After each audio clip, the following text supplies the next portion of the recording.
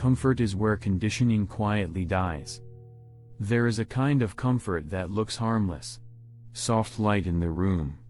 A chair that holds the body too well. Warm air that asks nothing from the lungs. The body settles before it is told to. The shoulders drop. The spine curves. Nothing resists you. That is how conditioning begins to fade. Most people think conditioning is built by effort, by intensity, by moments of strain stacked on top of each other. They chase discomfort when it feels impressive, then retreat when it becomes ordinary. The mistake is subtle. They treat discipline like an event instead of a place the body lives. Watch what happens when comfort becomes routine. The alarm rings. The hand reaches out without urgency. Eyes stay closed. Breath stays shallow. The floor is avoided because it is cold. The body learns that delay is safe. No one sees it. No one comments. Socially, nothing is lost. Internally, something erodes. Conditioning was never meant to be loud. In old training halls, there was no celebration of suffering. There was only repetition. Knees folding to the mat the same way. Hands wrapping tools without variation. Cold air entering the lungs every morning, regardless of preference. The body learned first. The mind followed later, often unwillingly. Comfort teaches the body to wait. Conditioning teaches the body to move before permission is granted. One makes you agreeable. The other makes you precise. People around you prefer the first. They smile more when you soften your edges. They joke when you skip a day. They relax when you become predictable in your weakness. Before you continue, write the habit where comfort keeps winning. One line. No explanation, the day he realized nothing was forcing him. He looked disciplined from the outside. Clean schedule. Gym bag by the door. Notes written the night before. People around him called him consistent. The word landed easily because no one watched the mornings closely enough to see the gaps forming. The alarm sounded. His eyes opened. The room was warm. Sheets heavy against the legs. Breath slow, comfortable, unchallenged. His hand hovered above the phone, not to turn it off, but to delay it. The body stayed still. No pain. No urgency. He told himself the plan still existed. The delay felt harmless, and no one was there to disagree. When he finally stood, the floor was cold. He avoided it by stepping directly into slippers. The smallest concession, practiced daily. In the mirror, his shoulders were relaxed, almost loose. He stretched once, lazily, more to signal intention than to prepare the body. Outside, the air carried a bite he would have felt if he had arrived on time. He missed it. Conditioning notices these things even when the mind pretends not to. At training, he went through the motions. Movements correct. Timing acceptable. Sweat appeared right on schedule. Others nodded. Someone joked about how nice it must be to train when you feel ready. He smiled. Socially, everything aligned. Internally, something resisted. His breath never reached the bottom of the lungs. The pulse rose late. The body was present, but not claimed. He began to notice a pattern. On days when the environment demanded nothing, neither did he. When the room was warm, his posture softened. When music played, his pace slowed. When instructions were flexible, his attention drifted. Comfort wasn't an indulgence anymore. It was the default setting shaping his responses. One morning, the heating system failed. The room was cold. Fingers stiff. Jaw tight. No background sound. No one offering alternatives. He moved differently. Shoes tied without pause. Spine straightened as soon as he stood. Breath sharpened. The body woke up before the mind could negotiate. There was irritation, but also clarity. The work felt cleaner. Simpler. He noticed others complain, linger, check their phones. No one told him to hurry. The environment did. Later, someone asked why he seemed more focused. He didn't answer. He only noticed how the question itself revealed the problem. Focus had become an event, not a baseline. Conditioning had been waiting for resistance all along, while comfort quietly trained him to expect permission. That night, he laid his clothes on the floor instead of the chair. The fabric felt cold against his hands. It wasn't a plan. It was an experiment with consequences. Negotiation begins where the body feels safe. The first battle never announced itself. It arrived quietly, dressed as reason. He stood in the doorway with his shoes half on, feeling the warmth behind him and the cold ahead. Calves relaxed. Toes curled slightly, protected. The body sensed safety and slowed everything down. The mind followed with explanations that sounded mature. Just today, he thought. Recovery matters. Efficiency matters. No one would know. The breath stayed shallow, as if waiting for approval. His shoulders tightened, not from effort, but from indecision. This pause became familiar. The body learned that stillness was an option whenever comfort was available. He noticed how negotiation only appeared in friendly conditions. When rain cut sideways and soaked his clothes, there was no debate. When the floor was cold enough to sting, knees folded faster. When time was tight, movement became clean. Comfort created space for dialogue. Resistance erased it. At the dojo, the pattern repeated. When the room was heated, bodies lingered between sets. Conversations stretched. Someone adjusted music volume instead of posture. He felt it in his own legs, a dull softness where sharpness used to live. The pulse took longer to settle into rhythm. Conditioning doesn't disappear at once. It thins.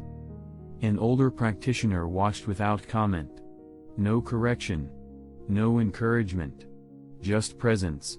When it was time to bow, the older men knelt directly onto the mat, no pause, no adjustment. The sound was quiet but final. Knees accepted the surface. Breath settled immediately. The contrast was uncomfortable to witness.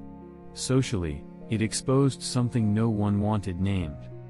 Later, alone, he tested it. He removed the chair from the room. Sat on the floor instead. Hips stiffened. Lower back complained. Hands rested on thighs without support. There was nowhere to lean. Thoughts surfaced quickly, sharp and impatient. The body felt everything. Heat behind the eyes. Dryness in the mouth. The urge to shift, to improve conditions, pressed hard. He stayed. Not long. Just long enough for the breath to slow without comfort assisting it. When he stood, the legs felt awake in a different way. Not energized. Accountable. The next morning, he stepped onto the cold floor barefoot. Skin reacted immediately. He didn't label it discipline. He didn't label it anything. He simply noticed that negotiation arrived later, weaker, almost confused. The body had moved before the mind assembled its arguments. At training, someone asked why he no longer waited for music before starting. The question carried light humor, but also relief. If he answered, it would force others to look at their own delays. He didn't. He wrapped his hands the same way and began. Comfort had been generous. Conditioning, he was learning, was strict. And strictness was quieter than he expected, when routine exposes who you really serve. By the third week, the changes were no longer private. Not dramatic enough to announce, but sharp enough to irritate others. He arrived earlier. Not visibly rushed, just already there. Shoes off. Hands warming around nothing. Breath steadying while the room was still empty. The floor was cold. He stood on it anyway. Others filtered in slowly. Jackets stayed on longer. Bags dropped with noise. Someone laughed about the temperature. Another complained about stiffness. He felt it too. Ankles tight. Fingers slow to respond. A dull ache in the calves from yesterday's work. The difference was not sensation. It was response. When training began, he didn't look around. Movement started without checking who was watching. The body followed a pattern that no longer waited for confirmation. Sweat came earlier now. Breath deepened faster. The mind lagged behind, still trying to narrate what was happening. Conditioning doesn't ask for understanding.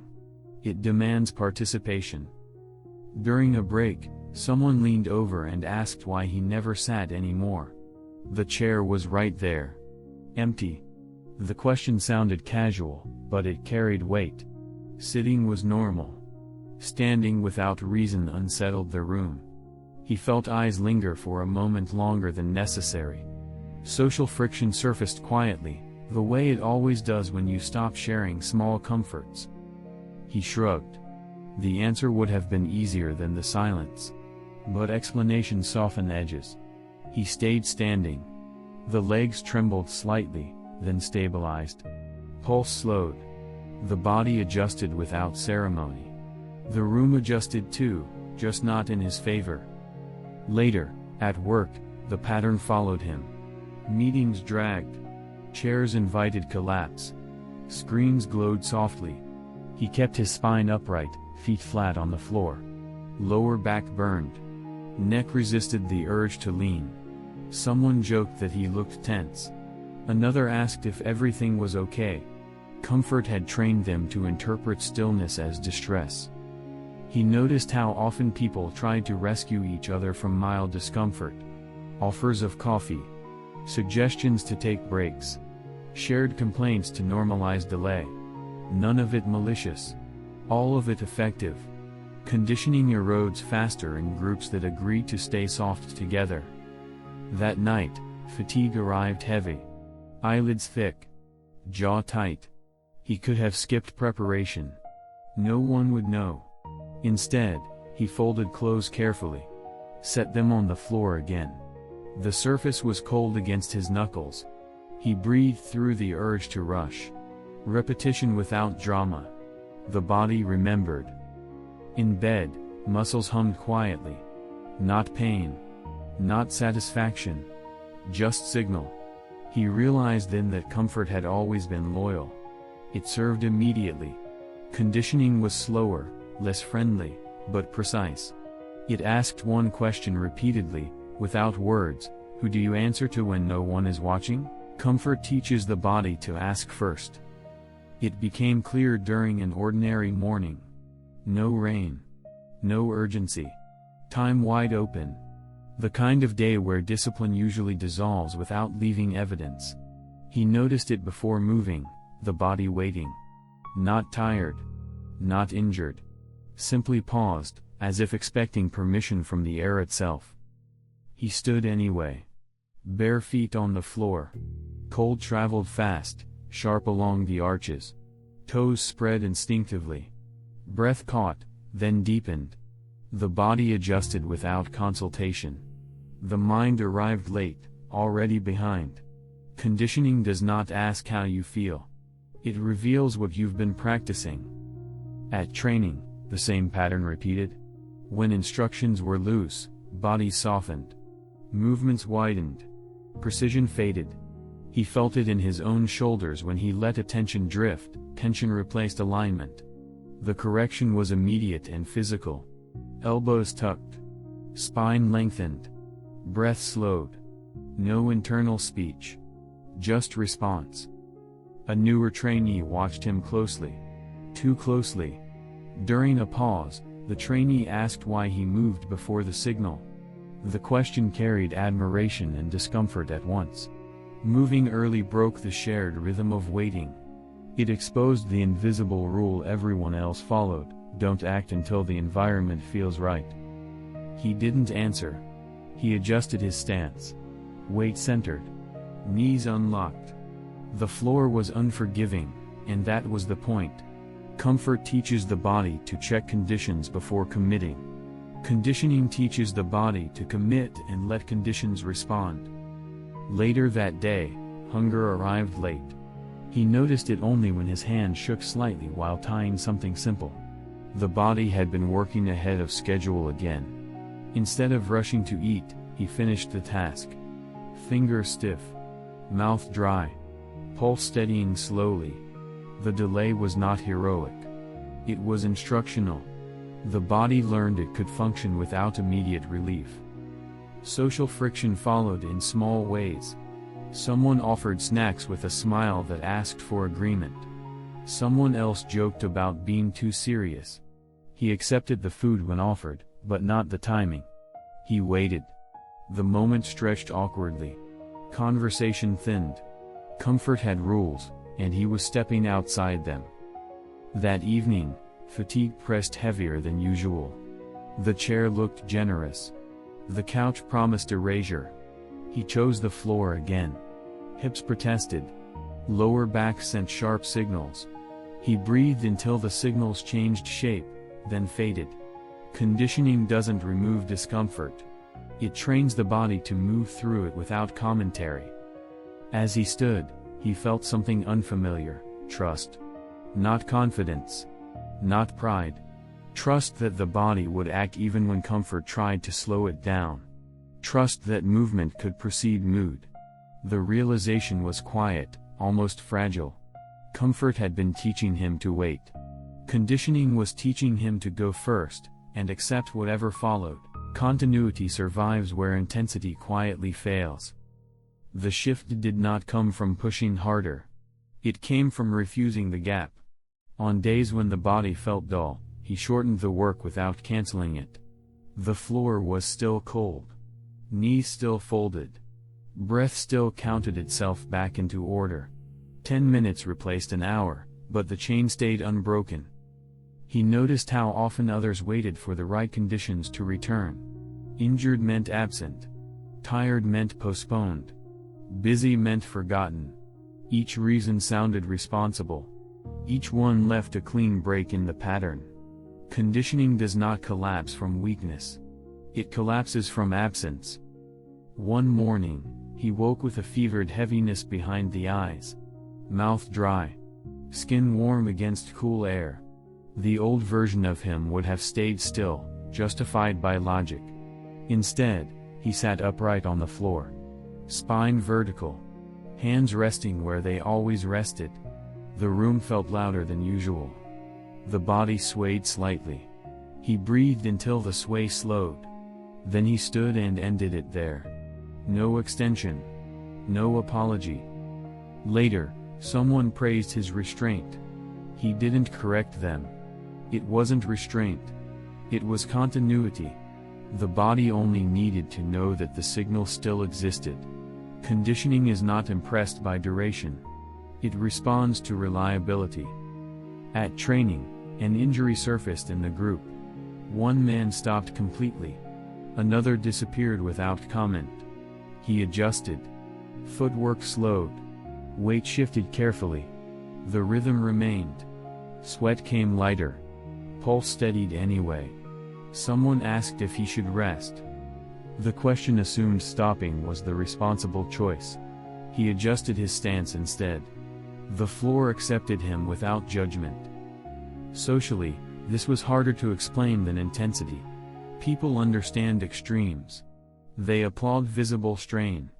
Quiet continuity unsettles them. It removes the excuse of circumstance. When he showed up briefly on bad days, it exposed the gap in others without accusing them directly. That night, fatigue pressed again. Not sharp. Just heavy. He felt it in the thighs while climbing stairs. In the shoulders while folding clothes. The habit remained. Clothes placed on the floor. Hands moved automatically. The body knew what came next. There was no spike of motivation. Just alignment. He realized then that comfort loves clean breaks. Days off. Fresh starts. Mondays. Conditioning ignores the calendar. It only tracks whether the signal was sent or not. Even weak signals count. Silence does not. As he lay down, breath slowing, he felt the dull ache settle into the legs. Not pain. Evidence. Continuity leaves marks that intensity never touches. The chain held again today. Tomorrow would test it differently. Conditioning always does. When obstacles arrive, thinking becomes the enemy. The real test came without warning. A schedule collapse. A delayed train. A room unavailable.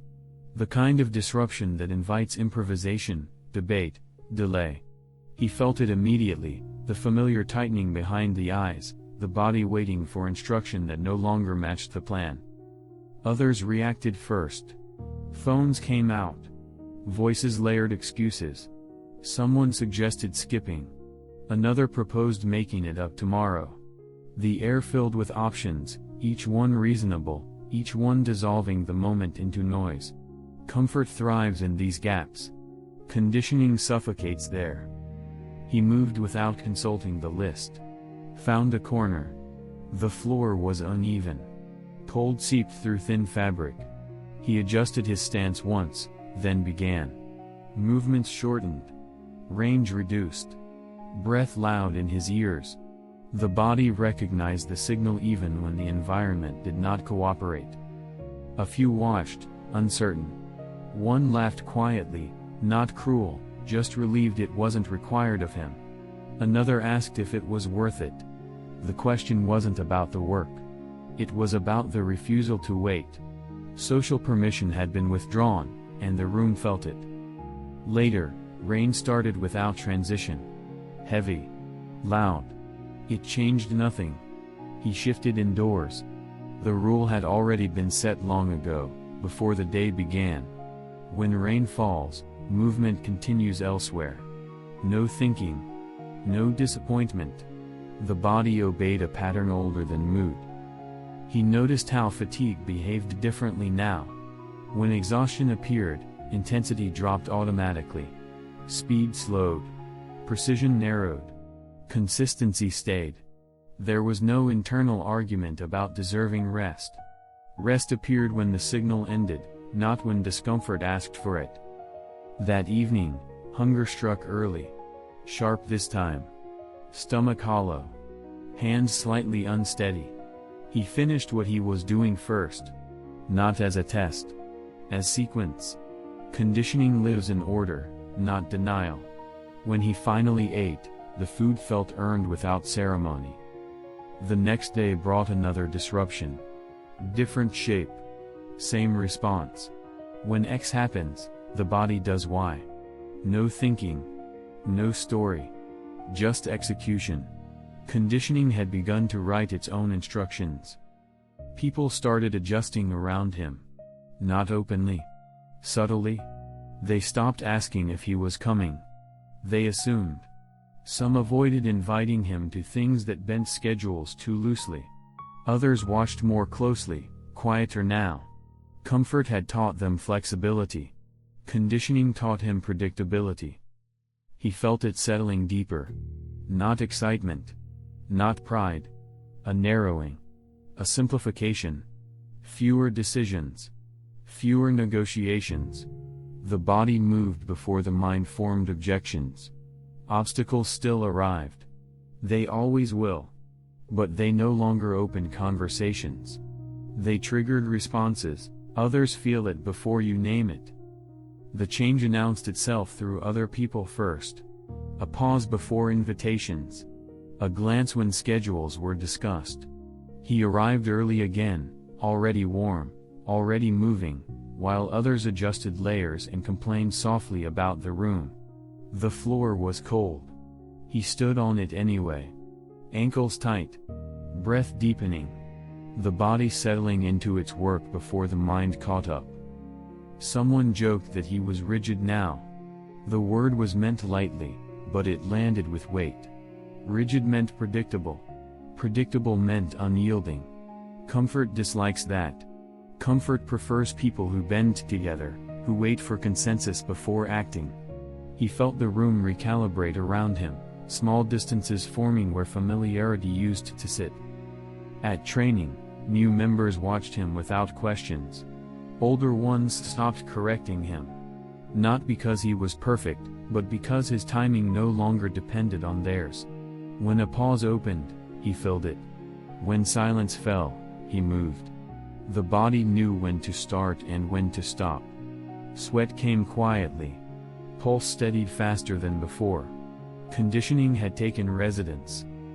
Afterward, someone asked if he ever felt like skipping. The question carried curiosity and relief, as if hoping for permission to remain undecided.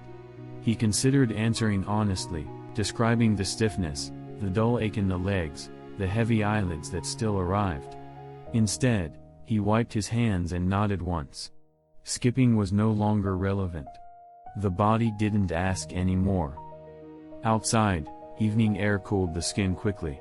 He felt it along the neck, down the spine. Muscles hummed with low fatigue. Not exhaustion.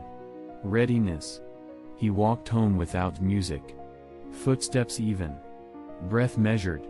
The city moved around him, loud and scattered, while his pace stayed narrow and precise. At home, the routine unfolded without thought. Shoes placed the same way. Clothes folded on the floor. Hands moved before preference surfaced. The chair remained unused. He sat briefly on the ground, hips stiff, spine tall, then stood. The sequence ended cleanly. Conditioning prefers clean endings. He noticed how little he thought about discipline now. The word felt distant, abstract. What remained was expectation. The body expected movement at certain times, in certain ways. When it didn't happen, discomfort appeared, not guilt, not shame, but misalignment. Like wearing something cut wrong. Others still saw effort. He felt inevitability. Comfort had trained him to negotiate. Conditioning had trained him to respond. The difference showed in posture, in timing, in the way silence no longer demanded filling. He didn't announce the change. He lived inside it. Tomorrow would test it again. It always does. Conditioning survives only where it is assumed, not celebrated. Conditioning begins when comfort loses authority. Comfort never disappears. It waits. It offers softness when timing feels inconvenient. It suggests delay with a calm voice. Conditioning is not built by defeating it once. It is built by no longer consulting it. What changed was not effort. It was identity. Movement stopped requiring persuasion. The body began to act as if certain things were already decided. Cold floors were expected. Fatigue was acknowledged without ceremony. Discomfort arrived, did its work, and passed through without becoming a discussion. This is where most people misunderstand discipline. They treat it as something performed daily, like a task checked off and forgotten. Conditioning lies deeper than that. It is not something you do. It is something the body assumes will happen. When it doesn't, the body notices immediately, the way it notices imbalance or poor alignment. The unshakable person is not the strongest or the most intense. It is the one who no longer negotiates with conditions. When time breaks, the response is already written. When energy drops, form adjusts but presence remains. When comfort offers delay, it is ignored without anger. People around you will feel this before you explain it. Some will pull away. Some will test you with jokes. Others will quietly recalibrate. That friction is not a side effect. It is a signal that your behavior no longer depends on shared softness. Conditioning holds only when it is assumed, not admired. Once you start seeking recognition, comfort slips back in through the opening. Keep it quiet. Keep it ordinary. Let the body answer first. Comment your public commitment. One sentence. No explanation. Just the action you will no longer negotiate.